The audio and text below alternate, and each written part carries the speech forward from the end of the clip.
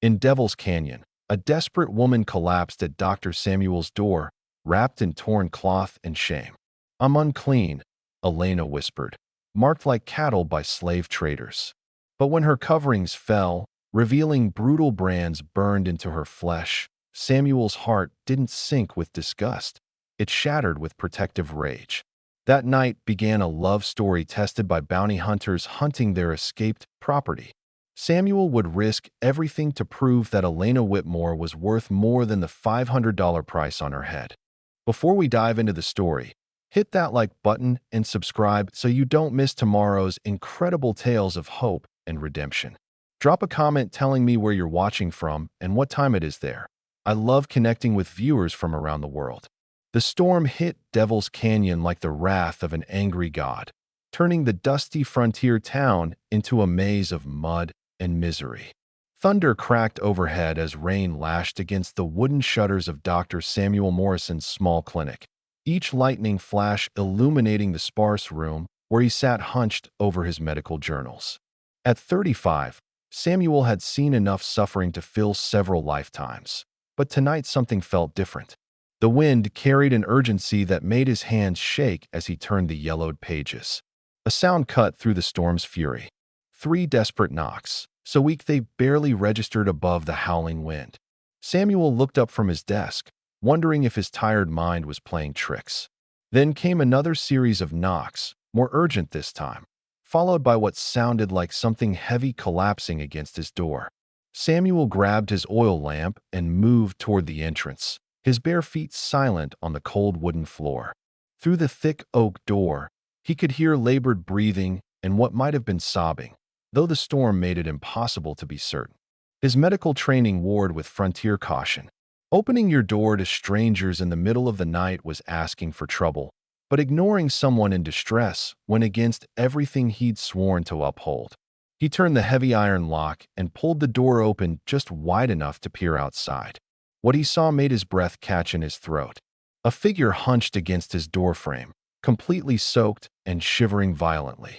The person wore layers of torn cloth wrapped around their head and body, leaving only dark eyes visible through narrow gaps. Rain had turned the fabric into a second skin, clinging desperately to a frame so thin it seemed like the wind might carry them away.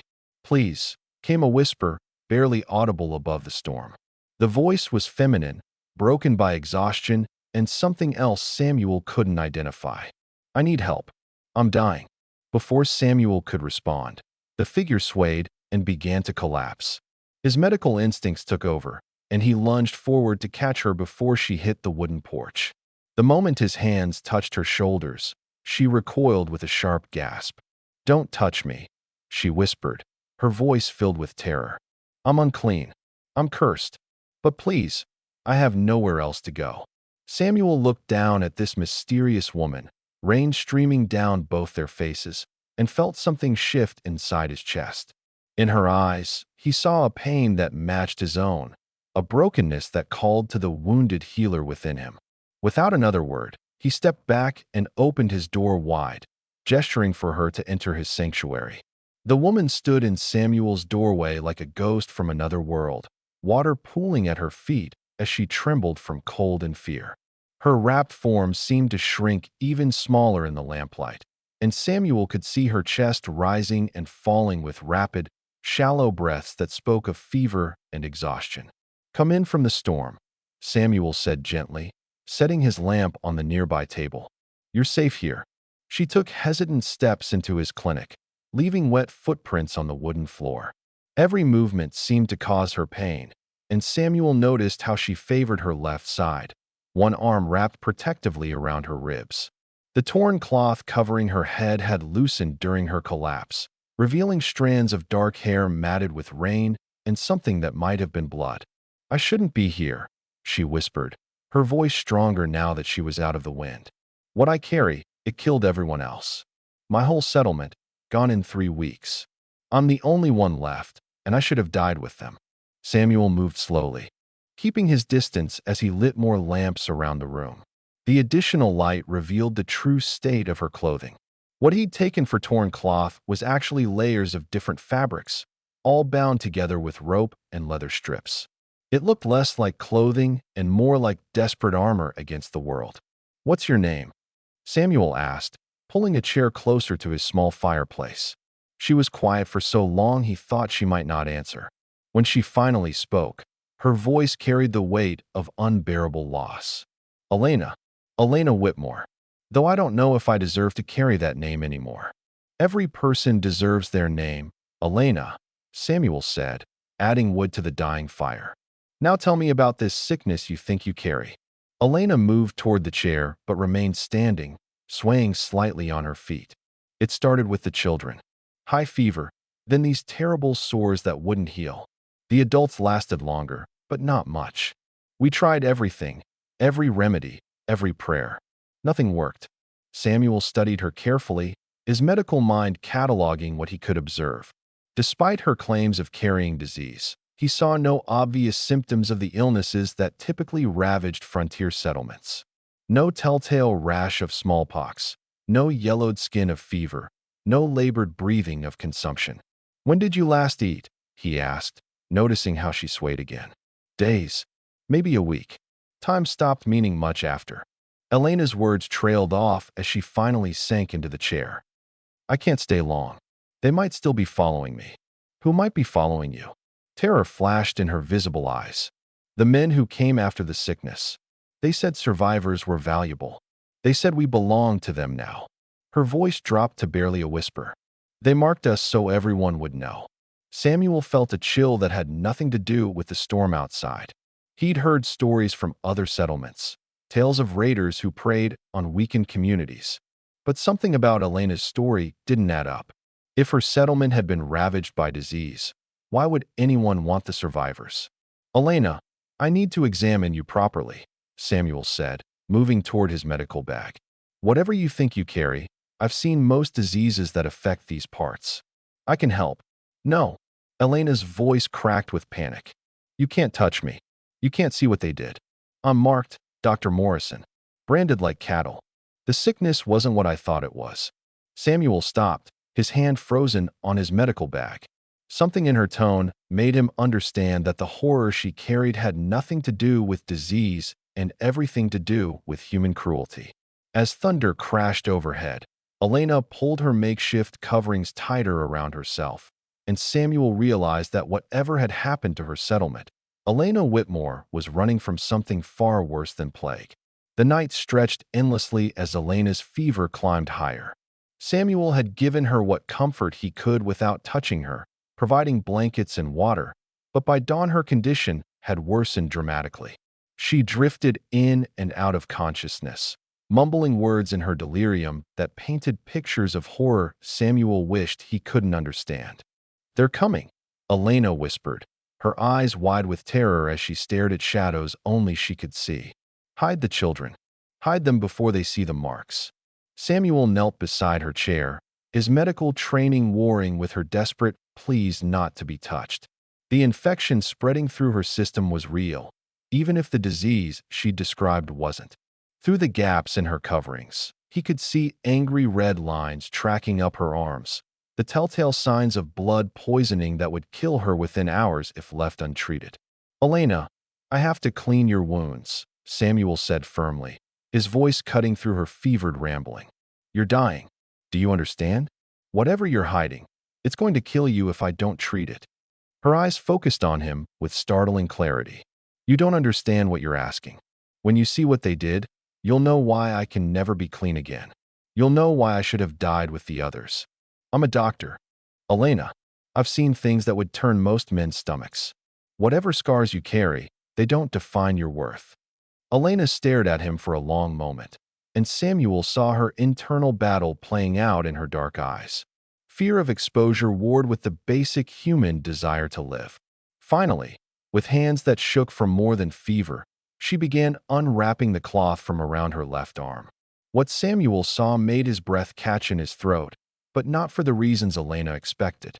Burned into her forearm, raised and angry against her pale skin, was a brand mark. Not the random scarring of accident or disease, but the deliberate marking of ownership. The design was crude but unmistakable, a combination of letters and symbols that spelled out one man's claim on another human being. They branded us like cattle, Elena whispered, tears streaming down her face. The healthy ones, the young ones. They said we belonged to Marcus Crenshaw now, that we were his property to do with as he pleased. Samuel's hands clenched into fists as the full horror of Elena's situation became clear. This wasn't about disease or plague. This was about slavery, about human trafficking disguised as mercy for plague survivors. The infection spreading through her system wasn't from sickness, but from the cruel iron that had been pressed into her flesh. There are more marks, Elena continued, her voice barely audible. On my back, my shoulder. Places where I tried to fight them off. She looked up at Samuel with eyes full of shame. I'm not clean anymore, Dr. Morrison. I'm exactly what they made me. Samuel felt something crack inside his chest, a wall he'd built around his heart after losing his wife and child. Here was suffering beyond anything he'd treated, trauma that went deeper than any physical wound. But looking at Elena, seeing the strength it had taken for her to survive and escape, he felt not revulsion but profound admiration. Elena, Samuel said softly, reaching for his medical supplies, what they did to you doesn't make you unclean. It makes them monsters. He began cleaning the infected brand with gentle, practiced movements. These marks don't define who you are. They're proof of what you survived.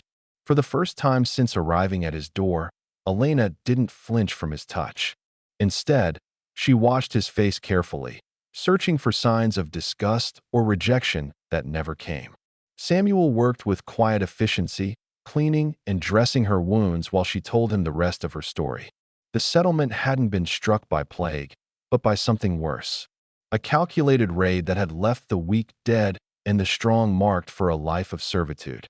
Elena had escaped during a transfer, running for days through wilderness that should have killed her, driven by nothing but the desperate hope that somewhere in the world, someone might see her as human again. As Samuel finished tending to her wounds, Elena looked at him with wonder. You're not afraid of me? No, Samuel replied, meeting her gaze steadily. But I'm terrified of the men who did this to you. 3 days passed before Elena's fever finally broke, and Samuel barely left her side during those critical hours. He'd moved her to his small back room, the space he'd once shared with his wife, giving Elena the privacy she desperately needed as her body fought off the infection. When she finally opened her eyes clear and focused, the relief in Samuel's chest was so profound it surprised him. You stayed, Elena said, her voice hoarse but stronger than it had been since her arrival. She was sitting up in bed, wearing one of Samuel's clean shirts that hung loose on her small frame. For the first time, he could see her face clearly without the protective coverings, and what he found there took his breath away. Elena was beautiful in the way that broken things sometimes are, her features refined despite the hardships she'd endured. Dark hair framed a face marked by exhaustion and sorrow, but her eyes held a spark of intelligence that no amount of trauma had been able to extinguish. More importantly, the trust she showed by allowing him to see her uncovered spoke volumes about the bond forming between them. Where else would I go? Samuel replied with a gentle smile, setting down the bowl of broth he'd been preparing. This is my home, and you're my patient. Elena accepted the broth gratefully, and as she sipped, she began to speak. The story that emerged over the following hours painted a picture of systematic horror that made Samuel's hands shake with rage. The Crenshaw organization wasn't just a group of raiders. They were slave traders operating under the cover of offering help to struggling settlements. They would arrive after disasters, Elena explained, staring into her bowl as if the memories lived in its depths. Floods, droughts, Indian attacks. They'd offer food and protection to survivors, then slowly take control. Anyone who resisted was killed. The rest were marked and transported to buyers across the territory. Samuel listened with growing fury as Elena described the holding camps, the brutal treatment, the way children were separated from parents and wives from husbands. She'd been in captivity for 8 months before finding her chance to escape, 8 months of degradation that had convinced her she was beyond redemption. I did things to survive, Elena whispered, her voice breaking. things I'm too ashamed to speak of.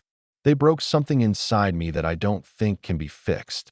Samuel set down his coffee and moved closer, his medical training telling him this was the most crucial part of her healing. Elena, survival isn't a sin. Whatever you did to stay alive, it doesn't make you less worthy of respect or love. You don't understand, Elena replied, tears streaming down her face. I stopped fighting after the first month. I learned to be quiet, to be invisible, to give them what they wanted so they wouldn't hurt the others. I became exactly what they said I was. You became a survivor, Samuel said firmly. You endured hell so you could live to see this day, to escape and warn others. That takes more courage than fighting would have. Elena looked at him with wonder, as if she'd never heard such words before. How can you say that? How can you look at me and not see what I am? Samuel reached out slowly, telegraphing his intention so she could pull away if she chose. When Elena didn't flinch, he gently took her hand in his. I see a woman who survived the unthinkable. I see someone brave enough to risk everything for freedom. I see Elena Whitmore, not the property of Marcus Crenshaw. The conversation that followed revealed more of Elena's past. She'd been a schoolteacher before the raid, educated and respected in her community. She'd been engaged to marry the town's deputy, a kind man who died trying to defend the settlement. Her entire world had been stripped away in a single night, replaced by months of degradation and despair. I used to believe in God, Elena said quietly, staring out the small window at the afternoon sun. I thought if I prayed hard enough, if I was good enough, he would save us. But God doesn't live in places like that. Samuel felt the familiar ache of his own lost faith, the emptiness that had consumed him after cholera took his family. Maybe God lives in the escape, he suggested. Maybe he lives in the fact that you're here, safe, healing. Do you really believe that? Elena asked, searching his face. Samuel considered the question carefully. I want to believe it. I have to believe that all this suffering means something, that survival is more than just lucky chance. As evening fell, Elena made a confession that would change everything between them. Samuel, I'm falling in love with you, she said simply. I know I shouldn't. I know I'm damaged goods, but these few days of kindness have awakened something I thought was dead forever. Samuel felt his heart stop, then restart at double speed. The admission hung in the air between them, honest and vulnerable and terrifying in its implications. Samuel stared at Elena's confession hanging in the air between them, his heart hammering against his ribs like a caged bird desperate for flight. The words he'd never expected to hear again, words he'd convinced himself he didn't deserve, had come from the lips of this broken angel who'd stumbled into his isolated world. Elena, he began, his voice thick with emotion he'd buried for 3 long years. You don't know what you're saying. You're grateful, and that's natural, but love isn't built on gratitude. Elena's eyes flashed with something between hurt and determination. Don't tell me what I feel, Samuel Morrison. I may be damaged, but I'm not a child. I know the difference between gratitude and love. She shifted in the bed, wincing slightly from her healing wounds. I felt both, and this is something entirely different. The silence stretched between them as Samuel wrestled with emotions he'd thought buried alongside his wife and child. Mary had been his whole world, and little Thomas had been their future made flesh. When cholera took them both within days of each other, Samuel had made a promise at their graveside that love would never touch his heart again. The pain was too great, the risk of loss too devastating. I loved someone once, Samuel finally said, his voice barely above a whisper. My wife Mary and our son Thomas. They died 3 years ago, and I swore I'd never put myself through that kind of pain again. Elena's expression softened with understanding. Tell me about them. Over the next hour, as afternoon light faded to evening gold, Samuel found himself sharing memories he'd kept locked away. Mary's laugh that could fill their small cabin with warmth, the way she hummed while cooking, how she'd tease him about his terrible handwriting in his medical journals. Thomas, barely 2 years old, with his mother's green eyes and his father's stubborn chin, always reaching for his father's stethoscope with chubby fingers. The cholera outbreak hit in late summer, Samuel continued, his hands trembling as he remembered. I worked day and night trying to save others, coming home exhausted and covered in the stench of sickness. I brought death into our home without knowing it. Elena reached for his hand, her touch gentle but firm. It wasn't your fault, Samuel. Disease doesn't choose its victims based on the goodness of their hearts. Mary got sick first, Samuel pressed on, needing to finish the story he'd never told anyone. High fever, terrible cramping. I tried everything, every treatment I knew, but nothing worked. Thomas fell ill the day after she died. He lasted 2 more days, calling for his mama while I held him, helpless. Tears streamed down Samuel's face as he relived those final moments. I buried them on the hill behind our cabin, and I promised them I'd never love anyone again. It was easier to be alone than to risk that kind of loss. Elena squeezed his hand tighter. Samuel, look at me. When he raised his eyes to meet hers, she continued with quiet intensity. I understand that kind of pain. I watched everyone I loved die or disappear. I thought love was dead in me too. But what I feel for you isn't about replacing what you lost or fixing what's broken in me. It's about choosing to live again despite the risk. The conversation that followed revealed the careful dance of 2 wounded souls recognizing themselves in each other. Elena spoke of her teaching days, how she'd loved helping children discover the world through books and learning. Samuel shared his medical training, the satisfaction of healing, the way he'd once believed he could save everyone until life taught him otherwise.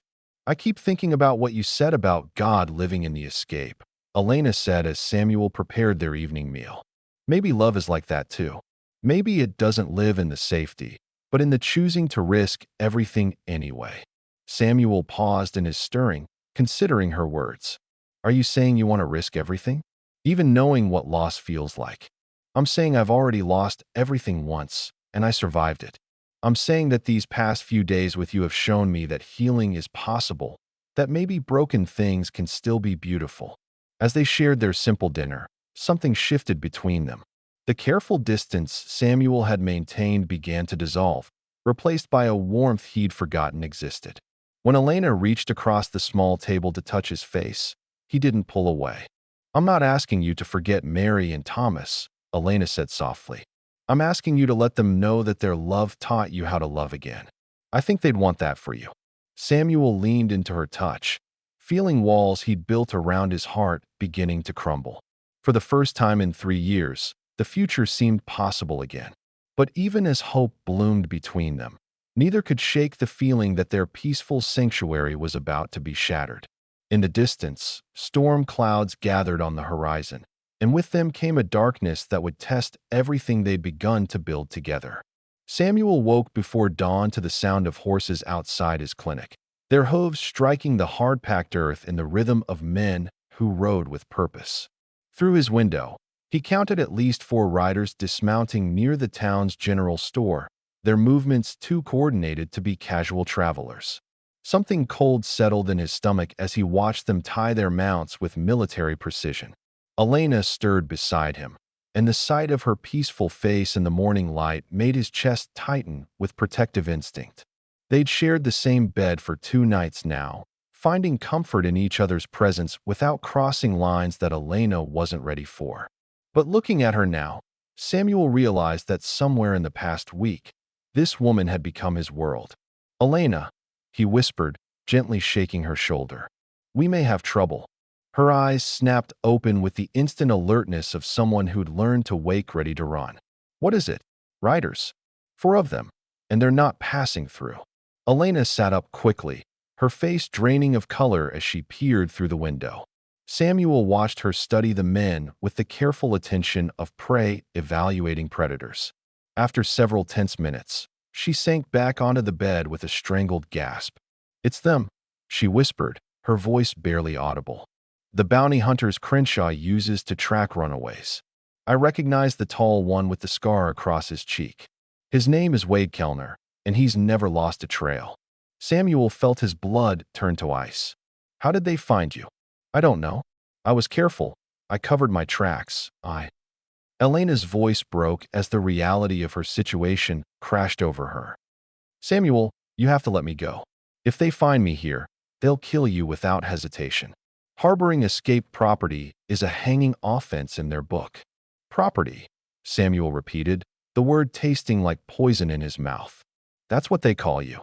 Elena nodded, already moving to gather her few belongings. In their eyes, I'm worth $500 to whoever brings me back alive.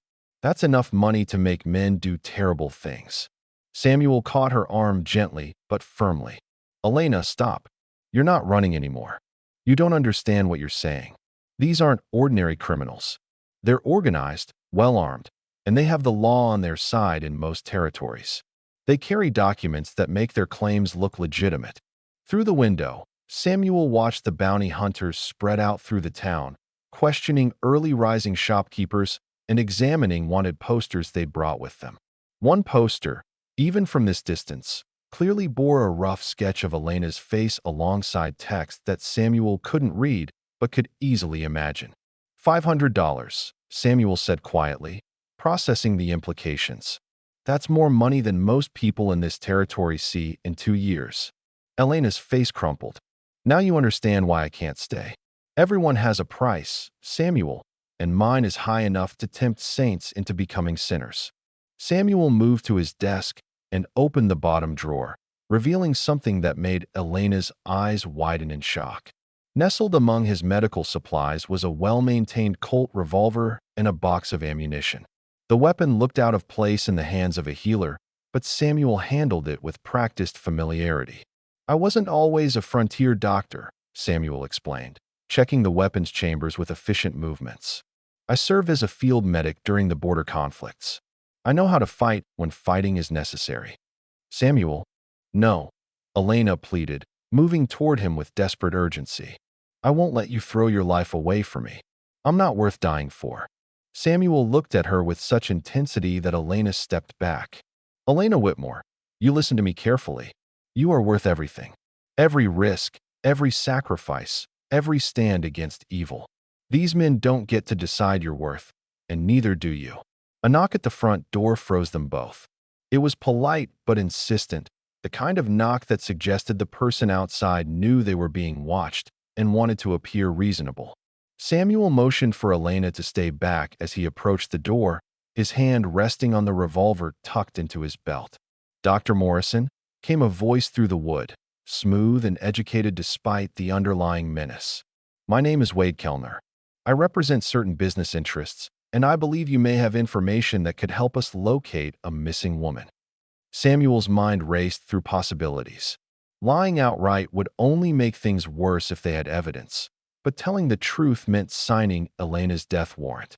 Through the window, he could see the other 3 men positioned around his clinic, cutting off potential escape routes. I'll be right there, Samuel called back, buying time. He turned to Elena, who stood frozen with terror in the center of the room. Trust me, he whispered, then raised his voice to address their uninvited visitors. Gentlemen, I'm a doctor. I don't get involved in business matters, but I'm happy to answer reasonable questions. As Samuel's hand closed around the door handle, Elena realized that the peaceful sanctuary they'd built together was about to become a battleground, and the man she'd fallen in love with was about to risk everything to protect her freedom.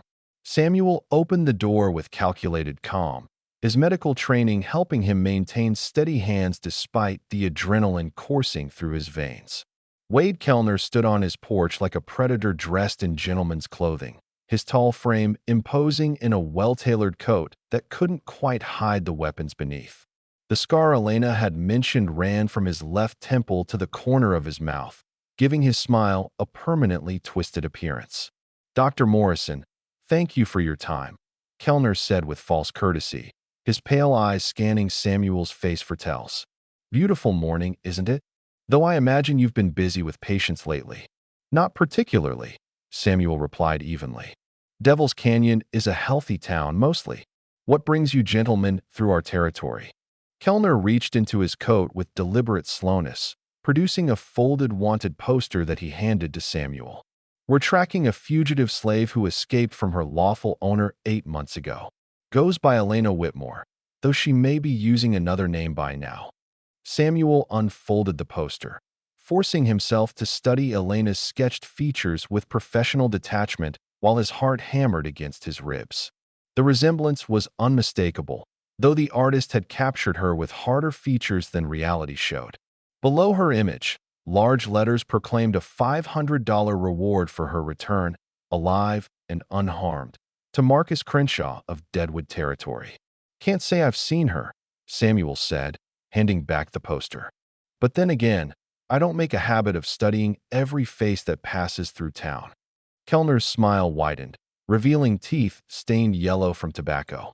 "Of course not, Doctor. Though I should mention that harboring a fugitive slave carries serious legal consequences.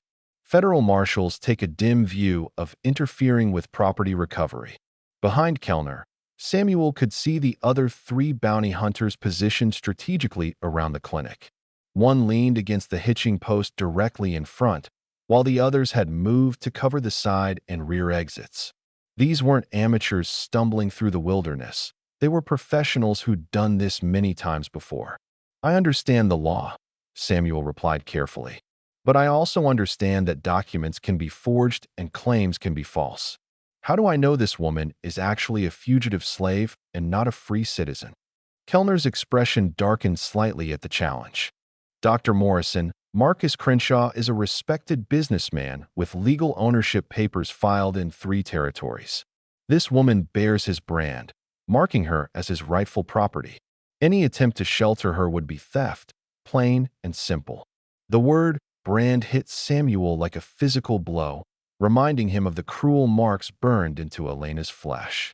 The casual way Kellner discussed human branding made Samuel's stomach turn, but he forced his expression to remain neutral. "I see your point," Samuel said slowly. "Though I'm curious why you think she might be in Devil's Canyon specifically. Trail signs, Doctor. Broken branches, disturbed earth. The kind of evidence that tells a story to those who know how to read it. Our tracking led us directly to your town, and this is the only building with medical supplies." Kellner's eyes glittered with predatory intelligence. A wounded fugitive would naturally seek out a doctor, wouldn't she? Samuel felt the trap closing around them, but he also heard something else in Kellner's voice. Uncertainty. For all his confident posturing, the bounty hunter wasn't completely sure Elena was here. He was fishing, hoping Samuel's reactions would confirm his suspicions. "Many travelers stop here for supplies," Samuel said with a shrug. "Especially during storm season. I can't be expected to remember every face, particularly if someone was just passing through." "Of course not," Kellner agreed, his tone becoming dangerously soft. "Though I notice you live alone here, Doctor. Big space for just one man. Might be easy for someone to hide in the back rooms without you even knowing." The threat was clear, though wrapped in politeness. Samuel realized that whether he cooperated or not, these men intended to search his clinic. The only question was whether they'd do it with his permission or over his dead body. "Gentlemen," Samuel said, stepping back and opening his door wider, "you're welcome to look around. I have nothing to hide." As Kellner and his men began to enter the clinic, Samuel caught a glimpse of movement in his peripheral vision. Elena had heard every word through the thin walls, and she was making a decision that would either save them both or damn them all. She was slipping out the back window, sacrificing her safety to protect the man who'd shown her love when the world had shown her only cruelty. Samuel's heart stopped as he realized what Elena was doing, but he couldn't react without giving her away. Instead, he watched Kellner's scarred face with growing dread, knowing that their sanctuary was about to become a hunting ground, and the woman he loved was walking directly into the crosshairs of men who saw her as nothing more than valuable merchandise. Samuel watched in controlled terror as Kellner's men methodically searched his clinic, their boots heavy on the wooden floors as they overturned furniture and rifled through his medical supplies. Every second that passed without them finding Elena felt like borrowed time, but Samuel knew it wouldn't last. These men were too thorough, too experienced to miss obvious hiding places for long. "Interesting collection of books, Doctor," Kellner commented, running his finger along Samuel's medical texts with mock appreciation. "Anatomy, surgery, treatment of wounds. The kind of knowledge that would be useful for treating someone who'd been running through wilderness for months. Medical knowledge tends to be useful for treating anyone," Samuel replied evenly, though sweat beaded on his forehead. That's rather the point of being a doctor.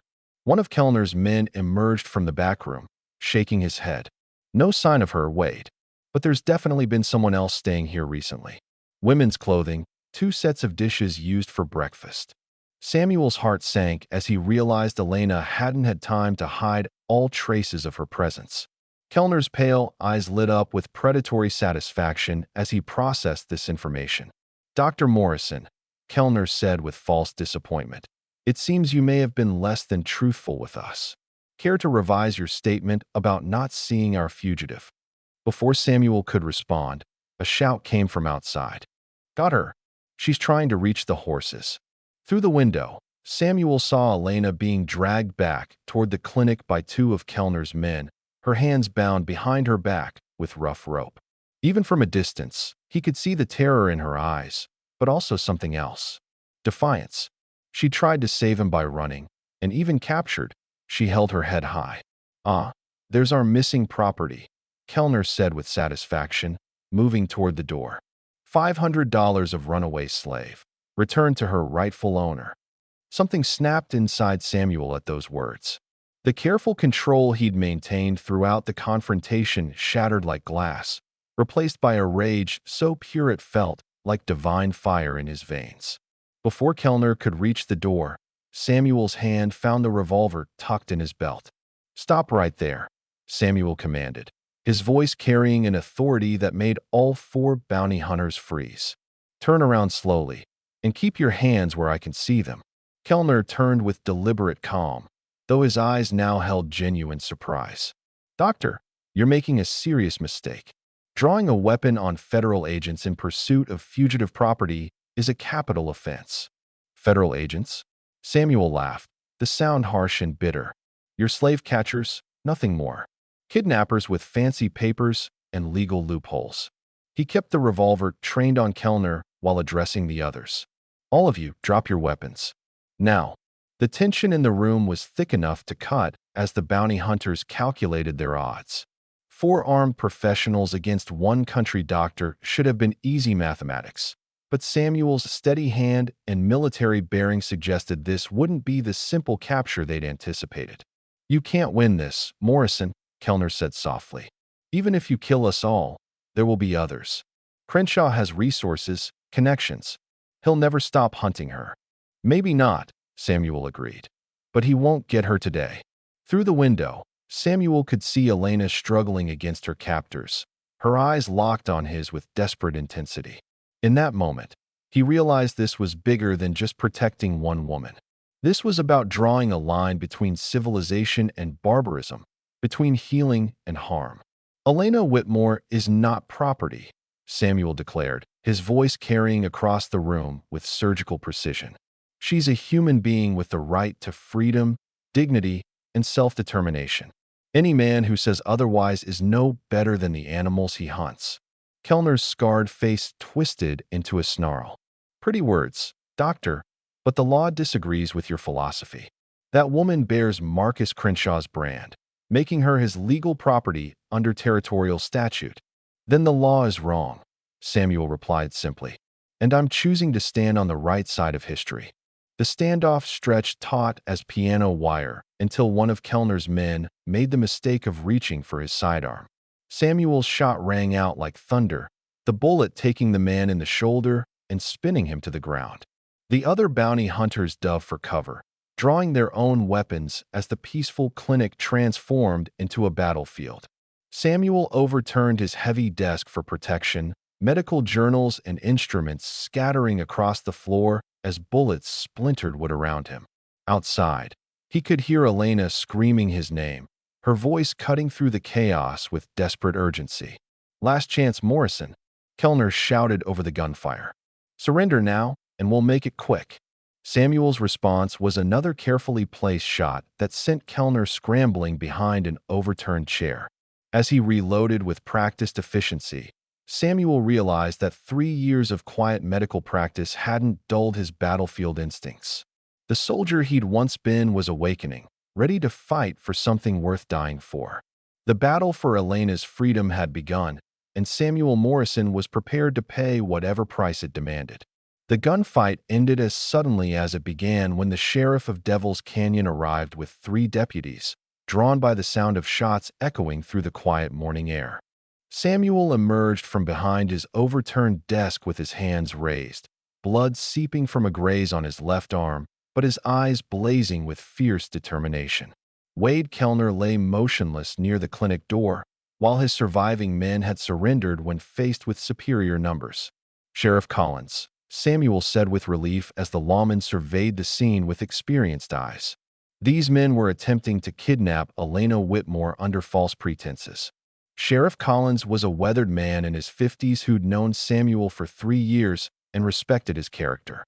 When Kellner's men tried to present their bounty documents, the sheriff examined them with the skeptical attention of someone who'd seen too many forged papers in frontier justice. "Marcus Crenshaw," Sheriff Collins said slowly, recognizing the name. "We've had wanted posters on him for 6 months. Seems he's been running illegal slave operations across 3 territories, claiming free citizens as his property." He looked at Elena with gentle authority. "Ma'am, are you Elena Whitmore? And did you come to Dr. Morrison of your own free will?" Elena, still shaken from the violence, but standing straighter than she had in months, met the sheriff's gaze directly. "I am Elena Whitmore, and I came seeking medical treatment. I am not now, nor have I ever been, the property of Marcus Crenshaw or any other man." The revelation that followed painted a clearer picture of the nightmare Elena had survived. Crenshaw's organization had been kidnapping free citizens during disasters, forging ownership documents, and selling them into slavery across the Western territories. Elena's settlement hadn't been struck by plague. They'd been victims of a coordinated raid designed to look like natural disaster relief. As the surviving bounty hunters were led away in chains, Samuel and Elena found themselves alone in the wreckage of his clinic. Overturned furniture, scattered medical supplies, and bullet holes in the walls told the story of their desperate stand, but somehow the space still felt like sanctuary. "You could have been killed," Elena said softly, her fingers tracing the bandage on Samuel's wounded arm with gentle concern. "You could have let them take me and lived safely." Samuel caught her hand and brought it to his lips, pressing a gentle kiss to her palm. "Elena, a life without you wouldn't be living. It would just be existing. I did that for 3 years after Mary and Thomas died, and I won't go back to that emptiness." Elena's eyes filled with tears, but for the first time since Samuel had known her, they were tears of joy rather than sorrow. "I don't know how to be loved," she whispered. "After everything that happened, I don't know if I remember how to be someone's whole heart." "Then we'll learn together," Samuel replied, pulling her into his arms with infinite gentleness. "We'll take it one day at a time, one moment at a time. There's no rush, no expectations. Just 2 broken people choosing to heal together." Over the following weeks, as Samuel rebuilt his clinic and Elena slowly reclaimed pieces of her former self, their love deepened into something neither had expected. Elena began helping with Samuel's patients, her natural compassion and intelligence making her a gifted healer's assistant. Samuel watched with wonder as she bloomed under the combination of meaningful work and unconditional acceptance. "I want to teach again," Elena announced one evening as they shared dinner in their restored home. "There are children in this territory who've never seen the inside of a schoolbook. I could make a difference." Samuel's heart swelled with pride at the determination in her voice. "Then we'll build you a schoolhouse. Right here in Devil's Canyon, where everyone can see that Elena Whitmore is free, respected, and exactly where she belongs." The nightmares still came sometimes, waking Elena with gasps and tears that Samuel soothed with patient tenderness. But gradually, the dreams of captivity were replaced by dreams of future students, of children learning to read, of a life built on hope rather than mere survival. "Samuel," Elena said one night as they lay together in peaceful contentment, "do you think Mary and Thomas would approve of us?" Samuel considered the question seriously, as he always did when Elena mentioned his first family. "I think they'd be glad I found someone who makes me want to live fully again. Mary always said love multiplies rather than divides." and Thomas would have loved having someone who could teach him about books and learning. Elena smiled, understanding that she wasn't replacing Samuel's lost family, but adding to the love they'd left behind. In the same way, Samuel had shown her that surviving trauma didn't make her broken beyond repair. It made her stronger and more compassionate than she'd ever imagined possible. As spring settled over Devil's Canyon, two hearts that had been shattered by loss began to beat in harmony, creating something beautiful from the fragments of their former selves. 6 months later, the sound of children's laughter filled the air around Devil's Canyon's newly built schoolhouse, a simple but sturdy structure that stood as a testament to what love and determination could accomplish. Elena stood in the doorway watching her students play during their afternoon recess, her face radiant with the kind of joy that comes from living with purpose rather than merely surviving each day. "Teacher Elena," called young Sarah Collins, the sheriff's daughter, running up with a wildflower clutched in her small fist. "I found this for you. Papa says it's called Indian paintbrush, and it means new beginnings." Elena knelt to accept the bright red bloom, her heart swelling with the simple pleasure of being loved and respected by innocent hearts who saw her not as damaged goods, but as the woman who opened worlds to them through books and learning. "It's beautiful, Sarah. Thank you for thinking of me." Samuel appeared around the corner of the schoolhouse, his medical bag slung over his shoulder and a smile playing at the corners of his mouth. At 36, he looked younger than he had in years, the deep lines of grief softened by daily happiness and the knowledge that he was building something lasting with the woman he loved. "How was your day, Teacher Whitmore?" Samuel asked with mock formality, though his eyes danced with warmth as he used Elena's professional title. "Wonderful," Elena replied, falling into step beside him as they walked toward their home. Tommy Peterson finally read his first complete sentence today, and Maria Santos showed me a story she wrote about her grandmother. "Days like this remind me why I was meant to survive everything I went through." They paused at the small cemetery on the hill behind their clinic, where two weathered headstones marked the graves of Mary and Thomas Morrison. Elena had suggested this ritual months ago, and it had become their way of including Samuel's first family in their happiness rather than letting grief create distance between past and present. "Mary, Thomas," Elena said softly, placing fresh flowers on each grave.